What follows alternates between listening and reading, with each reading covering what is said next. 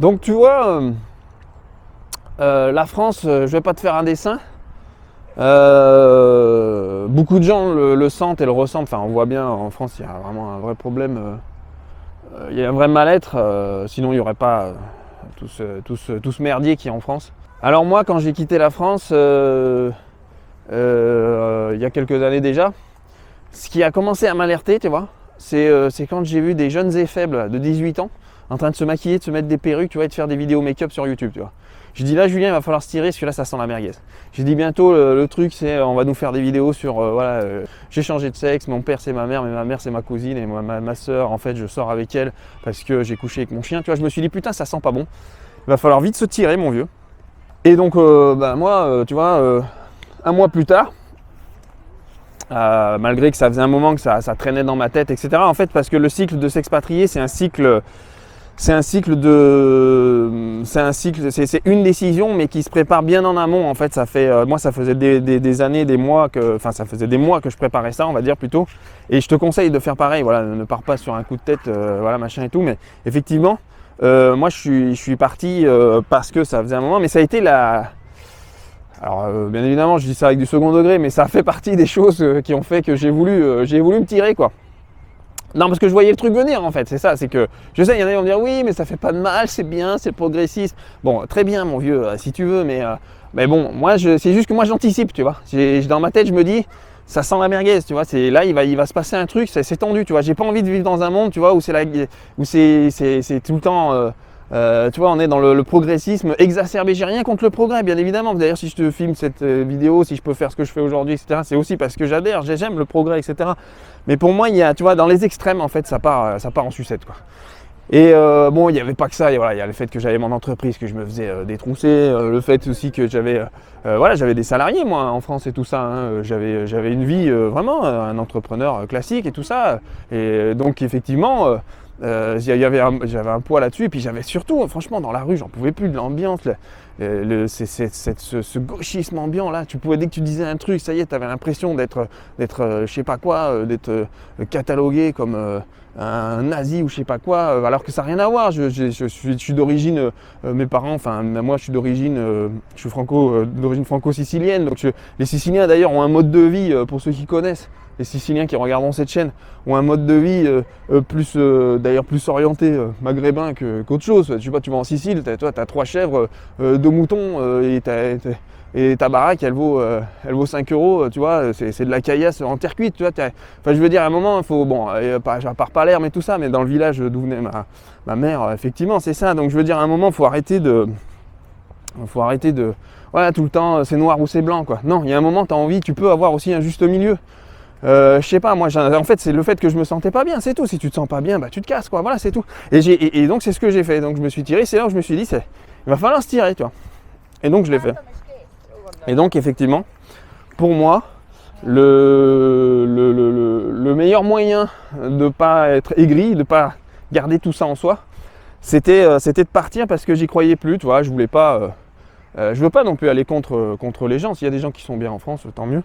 Moi, j'avais envie de me tirer tout ça. Et donc, si toi, tu es dans ce cas, je t'invite vraiment à t'abonner à cette chaîne, à faire le premier pas. Parce que moi, le pas, je l'avais fait bien avant de partir. Je m'étais renseigné, je regardais comment partir. J'avais même créé mon projet professionnel pour le faire. C'est-à-dire que j'avais anticipé le truc, tu vois. Donc toi, rien que le premier pas, c'est le fait de t'abonner à une chaîne comme celle-ci ou même d'autres chaînes sur l'expatriation, tu vois, si tu as vraiment envie de le faire, si l'Europe de l'Est te fait rêver, même l'expatriation tout court. J'invite aussi les gens parce que peut-être que moi, ça peut être une sorte de démarrage qui te donne envie de t'expatrier ailleurs, hors de France, peu importe où, mais moi, je vais te vendre ce que je connais, tu vois, je vais pas te vendre de la mayonnaise avariée, mon vieux, je vais te vendre ce que je sais, là où je vis ou ce que je fais, quoi. Donc pour que tu puisses le voir, le découvrir, tu te dises pas mais l'autre il est en train de me vendre tu vois, il me vend le Pérou et en fait il vit dans une piole au fin fond de la Bulgarie, tu vois. Non mais je sais bien, voilà, détends-toi François. Ouais, je t'appelle François aujourd'hui, je sais pas pourquoi. Pour moi, pour répondre à la deuxième question, bah t'as compris, hein, pour répondre à la deuxième question de cette vidéo, faut-il fuir la France? Oui, mais pour aller où? Pour moi aujourd'hui le bon compromis, c'est l'Europe de l'Est, puisque tu gardes le confort de l'Europe, parce que on est né en France, les mecs, faut pas oublier. Tu vois, c'est le pays Louis XIV, Versailles. Enfin, Louis XIV, lui, tu vois, il lâchait les caisses dans la soie. Tu vois, il était bien, le mec. Je veux dire, tu vois, on se mettait des petits collants, on était là, on se trimballait avec des petits tutus, on était ah, Michel, machin et compagnie, on était violon, machin, tu vois. Mais en même temps, à l'époque, il y avait des hommes, quoi.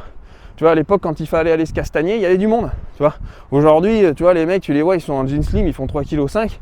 Et tu vois, ils essayent de... Voilà, le seul moyen qu'ils ont aujourd'hui de s'extérioriser, c'est d'aller faire des tutos make-up sur YouTube, tu vois. Bon, bref, je ne vais pas rentrer dans le détail là aussi. On aura l'occasion sur la chaîne d'en parler. Si tu cherches d'ailleurs sur cette chaîne du conformisme, tu vois, autocensure, on se lèche la pogne, on se peigne le cul, c'est pas ici que tu vas trouver ça, mon vieux. Je préfère te le dire. Voilà, moi j'ai envie d'être cash, je vais être direct sur cette chaîne. Je le fais, d'ailleurs, je fais toujours les choses avec passion. Et si je le fais là, si je fais cette chaîne, et je sais que ça durera dans le temps que si vraiment je dis ce que je pense et ce que j'ai vraiment envie. Alors YouTube fera bien ce qu'il veut, s'il veut me striker mes vidéos, ils le feront, j'en sais rien, moi je m'en fous. Bon, bien évidemment, je suis pas un extrémiste, hein, voilà, mais aujourd'hui, moindre truc, tu vois, je veux, tu vois, même demain, j'en sais rien, il nous arrive des trucs, franchement, en Europe de l'Ouest, on nous censure pour tout, c'est un truc de dingue. On va te dire, mais non, c'est à l'Est qu'on te censure. Bah, viens à l'Est, viens voir la liberté d'expression. Moi, je te parle de quand tu discutes avec les gens, tu sais, les vrais gens dans la rue, je te parle pas de BFM TV qui va te dire, ouais, machin, oui, Viktor Orban, machin, président hongrois, c'est machin, etc. Non, moi, voilà, t'inquiète pas, je suis d'accord avec toi, les hommes politiques, que ce soit en Hongrie, en Pologne, même comme en France, hein, c'est valise et compagnie sous la table, on y va, on passe sur le côté, enfin bon, c'est une mafia en col blanc, on le sait bien. Moi, je te parle pas de ça, je te parle de la liberté d'expression qu'il peut y avoir dans ces pays-là, la liberté de circulation, la liberté d'entreprendre, la liberté aussi de jouir aussi de ses biens personnels, de son activité, de ses investissements, etc. Je veux dire, ça n'a plus rien à voir aujourd'hui. Enfin, je veux dire, en France, on te vend un truc qui est mort. Voilà, c'est un petit peu comme le rêve américain, il est mort. Donc effectivement, moi, sur cette chaîne, je dirais vraiment ce que j'ai envie de dire. Que ça plaise ou non, je sais que ça plaira à pas mal de monde. D'ailleurs, ceux qui veulent m'envoyer des tomates dans la gueule, allez-y les mecs, je suis chaud là. De toute façon, je me suis blindé. Je me suis dit avant de faire la chaîne, je me suis dit je vais me faire défoncer la gueule. Mais c'est pas grave, je suis chaud, tu vois. Je suis prêt, j'ai envie de... Je sais qu'il y aura un petit noyau dur, tu vois, de résistants là. Il y aura un petit noyau dur de mecs qui vont me suivre. Et ces mecs-là, c'est à eux que je m'adresse, tu vois. Tous les autres là, gauchisme, bien-pensance et compagnie, ou alors les grands censeurs de la grande morale. Franchement les mecs... Voilà, j'en dis pas plus, mais t'as compris ce que je voulais dire. Si t'aimes pas la chaîne, je peux le comprendre. Si t'as envie de mettre des dislikes, si c'est ton délire. J'avais vu un mec l'autre fois, ça m'avait fait marrer sur YouTube, il avait dit, il aimait pas une chaîne d'un gars. Un mec qui vendait, je sais pas quoi, des trucs de forex, de trading en ligne là, enfin bon. Il y avait une petite odeur de pisse derrière tout ça, j'ai dit ça sent pas bon, bref. Mais il a le droit de faire sa chaîne, le mec. Je veux dire, il a le droit de faire sa chaîne parce qu'il donnait son avis sur des trucs, machin, et chacun fait ce qu'il veut, tu vois. Si demain, tu as envie de faire une chaîne, tu vois, où tu t'épiles les poils de cul et que les gens, ils adorent ça, t'as bien des chaînes où t'as des gens, ils vont se filmer à faire de la ASMR, ils sont là, ils parlent comme des couillons dans un truc. L'autre, elle ouvre des chips, elle te met ça devant des machins, et les gens, ils adorent ça, ils sont là, ouais, oh là là, c'est génial, ça me relaxe et tout. Putain, moi, je me suis dit, je vais faire ça en allant poser une pêche aux chiottes, tu vois, si ça te relaxe quand t'entends les troncs qui sortent de mon... Bon, bref, voilà, chacun fait ce qu'il veut, tu vois, sur YouTube. On est là pour s'exprimer, normalement, hein, voilà. Donc, effectivement, j'avais vu un mec qui faisait cette chaîne, et cette chaîne, elle était bancale, mais bon, voilà, après, chacun fait ce qu'il veut. Et il expliquait, ce gars-là, il avait fait une interview, il expliquait qu'il y avait un mec, il lui avait écrit, enfin un hater quoi, il lui avait écrit, il lui avait dit, mec, je me lève tous les matins, tu m'as donné un sens à ma vie en fait, parce que je me lève tous les matins pour détruire ta vie en fait, tu vois. Je mets tous les moyens en œuvre, tu vois, pour détruire ta vie, tu vois. Je me suis dit, putain, il y a des gens, ils sont perdus quoi. Il y a des mecs, ils ont que ça à foutre quoi. Et le mec il se lève le matin, il s'est donné un objectif de détruire l'autre, tu vois, parce que là à ce moment-là, mon vieux, t'as pas de vie, mon vieux. Franchement, je sais pas moi, faut faire une thérapie, inscris-toi à un club de yoga, je sais pas moi, fais de l'aromathérapie ou j'en sais rien, mon vieux, mais là détends-toi. Bon voilà, mais bon après voilà, je sais qu'il y en aura, je sais qu'il y a des gens qui vont détester ce que je vais dire, je sais qu'il y a des gens qui vont dire que ouais, voilà. Oui, l'Europe de l'Est, la dictature, et toi, t'es une tête de nœud, et voilà, t'es une petite bite, machin et tout ça.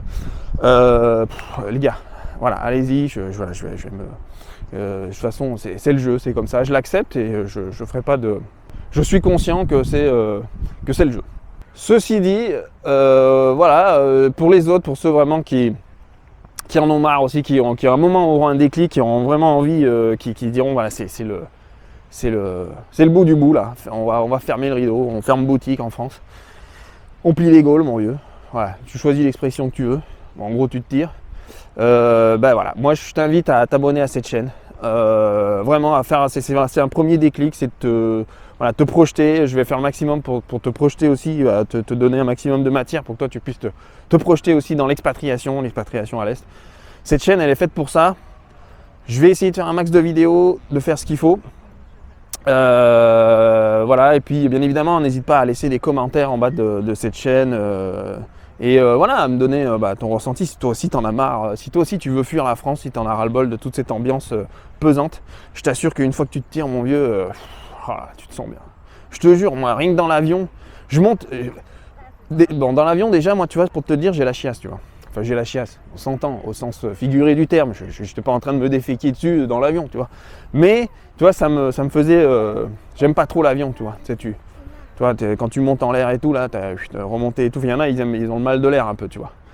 Mais tu vois, ce jour-là, quand je suis parti, quand j'ai quitté la France, quand je savais que je quittais la France, que j'étais prêt cette fois, tu vois, j'étais prêt à ce que je ne reviendrais pas, parce que j'avais fait d'autres voyages avant, etc. J'avais eu d'autres vies ailleurs, dans d'autres pays, mais qui n'étaient pas, voilà, quelques mois, etc. Je rentrais toujours en France.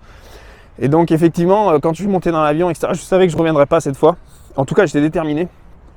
Oh là là, mon vieux, ça m'a fait du bien, putain, je te jure. Et je me souviens bien, quand j'ai posé le premier pied à l'aéroport de Budapest, il faisait chaud ce jour-là, je me souviens, c'était au mois de juin. Je pose le pied comme ça, putain, c'est comme si j'avais lâché, tu vois, tous les boulets, tu vois, que j'avais là. Oh, tout est parti, tu vois. J'avais envie, tu vois, j'ai envie de danser la polka à moitié à poil, tu vois, sur le tarmac, tu vois. Et franchement, c'était génial. J'ai kiffé et j'ai compris à ce moment-là que, tu vois, j'avais envie de ressentir toujours cette sensation de bonheur, de liberté. Alors c'est abstrait tout ça, tu vas me dire, ouais, mais attends, après tu peux arriver dans la ville et bouffer des cacahuètes et te retrouver, tu vois, un clochard. On est d'accord, mais j'avais préparé l'expatriation, mon copain, tu vois, j'étais pas idiot, tu vois, j'avais préparé ça. C'est ce que je te dis dans cette. Je vais me le répéter souvent, je vais le répéter souvent sur cette chaîne, mais j'avais préparé mon expatriation. Et c'est ce qu'il faut faire. Il faut que tu prépares ton expatriation. Pars pas comme un gland comme ça, comme Tom Sawyer, là, si tu crois que tu vas vivre d'amour et d'eau fraîche. Non, on est dans un monde capitaliste, mon vieux. Et dans un monde capitaliste, c'est le capital qui compte. Je sais pas si tu es au courant de ça. Enfin, je sais pas si tu dormais, toi, les 50 dernières décennies, mais c'est comme ça que le monde fonctionne. Donc, pour moi, ça passe par le capitalisme, effectivement. Et c'est ça qui va t'amener à ta liberté d'expatrier, puisque c'est toujours plus dur de se déraciner du pays où on vit, où on a en plus en France, on a l'habitude, je m'inclus dedans, on avait l'habitude, et on a toujours l'habitude en France aujourd'hui, pour ceux qui y sont, de vivre allègrement voilà, il y a toujours des aides sociales, des soutiens, etc. Voilà, moi je voulais partir à l'aventure. Je te donnerai aussi des noms, des mecs voilà, que moi j'ai admirés dans ma vie, qui m'ont mené aujourd'hui à où j'en suis, etc. et à m'expatrier. Mais voilà, partir à l'aventure, ça implique aussi des risques, effectivement. Mais franchement, le jeu en vaut la chandelle, mon vieux. Et moi, quand je me suis tiré, donc comme pour revenir à ça, quand je me suis tiré et que j'ai posé le tarmac à Budapest, j'ai senti que je ne reviendrais pas. Voilà, les boulets ont été lâchés. Et à partir de là, d'ailleurs, c'est là où d'ailleurs tout a tourné au vinaigre en France, tu vois. Il y a eu la grève SNCF qui avait duré des plombes, les gilets jaunes, le merdier à Paris. Le régime français, parce qu'il faut dire ce qu'il y a, moi j'appelle ça un régime qui devenait de plus en plus totalitaire, pendant qu'en plus on voyait des articles qui disaient qu'en Europe de l'Est on vivait la perestroïka ou je sais pas quoi, que c'était la grosse misère. Mais en fait les mecs, ils crachaient finalement sur l'Europe de l'Est, mais pendant que c'était eux qui étaient en train de durcir le ton en France. Je veux dire, en France vous vivez, on va pas rentrer dans c'est pas une dictature non plus, faut pas exagérer, on vit pas en dictature en France, mais en tout cas on vit pour moi, aujourd'hui vous vivez dans un régime plus autoritaire qu'en Europe de l'Est. Je veux dire, on peut pas le nier ça. Je veux dire, quand tu te balades en France, et que tu vois le climat qui règne en France, etc., et comment tu vois l'État aujourd'hui, qui est un État qui contrôle tout aujourd'hui, qui contrôle vraiment, ils ont durci les choses. Regarde, on l'a vu avec les gilets jaunes. Je veux dire, quand t'es pas d'accord, t'es le peuple et que tu veux dire non, tu te fais défoncer la gueule. Quand t'as un État totalitaire comme ça, un État qui verrouille tout. Aujourd'hui, il y a encore des libertés en Europe de l'Est qu'on avait en France avant, qu'on n'a plus. Et il faut se dire la vérité. Je veux dire, faut arrêter de se mentir. Je veux dire, les gens le ressentent. Les gens, quand ils vont dans la rue, quand ils se baladent, etc., quand ils parlent aux autres, quand ils parlent aux gens, ils peuvent vous faire croire ce qu'ils veulent à la télé. Mais Mais franchement, vous le savez, enfin, ceux qui sont bien évidemment d'accord avec moi là-dessus, je veux dire, je vais pas, encore une fois, je veux pas prêcher auprès de, voilà, moi je suis d'avis de me dire, voilà, il y a des gens, ils seront jamais d'accord avec toi, c'est la vie, c'est comme ça. Et donc moi je parle à ceux, je m'adresse à ceux vraiment là qui savent ce que je dis, qui comprennent très bien ce que je dis, qui ressentent ça aussi. Je veux dire, on sait très bien qu'en France, les mecs, ça sent pas bon. Je veux dire, ça sent pas bon. Et voilà, et si tu as moyen de plier les Gaules, il faut le faire. Ça se prépare. Et donc effectivement, voilà, en Europe de l'Est, l'Europe de l'Est, les mecs, c'est la belle vie, mon cochon. On est bien, on est là. Tu vois, je me caresse la nouille, on est dimanche. Je suis tranquille, je me balade au parc. Alors tu vas me dire, ouais, mais moi aussi je peux me balader en France. Bah balade-toi, mon vieux, mais peut-être pas de la même chose. C'est-à-dire, va te balader dans certains parcs à 3h du mat. Moi, je peux te faire des vidéos ici à 3h du mat. Tranquille, tu peux être sûr. J'amène mon portable, tout ce que tu veux avec moi. Je te garantis, si on fait l'essai, toi tu te balades tous les soirs, le même mois, pendant 30 jours, à 2h du matin, dans un parc à Paris. Et moi, je fais la même chose dans un parc ici à Budapest. On va voir qui c'est qui finit le cul à l'air, mon vieux. J'en suis sûr, tu vas me dire, ah, peut-être, ouais, tu vois, c'est un peu plus tendu en France, tu vois. Effectivement. En France, il y a une grosse insécurité aussi. C'est ce qui fait que les gens en ont marre aussi. Les gens, ils ont peur. En fait, ils vont au boulot, ils rentrent chez eux, ils sont là, ils se parquent dans leurs petits trucs. Mais les mecs, à un moment, quand on viendra sur votre petit bout de jardin et que ça sera à la fin des haricots et qu'il y aura des mecs qui vont venir bouffer dans votre gamelle, c'est là où ça va péter. Parce que les gens aujourd'hui, en France, ils mettent des œillères, tu vois. Ils sont là, ils mettent des œillères, ils s'auto-persuadent que tout va bien, tu vois. Bon, c'est mon avis encore une fois, mais pour moi, ça a un sens de vérité aussi. Et beaucoup le savent, et beaucoup qui regardent cette vidéo le savent aussi. Donc effectivement, ici, c'est différent, tu vois, là, je suis là, on est dimanche, je vais te faire alors. Je vais te montrer un petit peu le parc Városliget, qui est un des plus grands parcs de Budapest. Il y en a un autre qui s'appelle l'île Margit, où je vais faire mon footing là-bas. Je te montrerai aussi tout dans la chaîne. Mais voilà, je vais te montrer un petit peu à quoi ça ressemble. Et je te souhaite un bon dimanche, mon copain. Et n'oublie pas, abonne-toi à cette chaîne, mon vieux, c'est important. Prépare ton expatriation et déjà, ça se passe dans le mental, mon pote.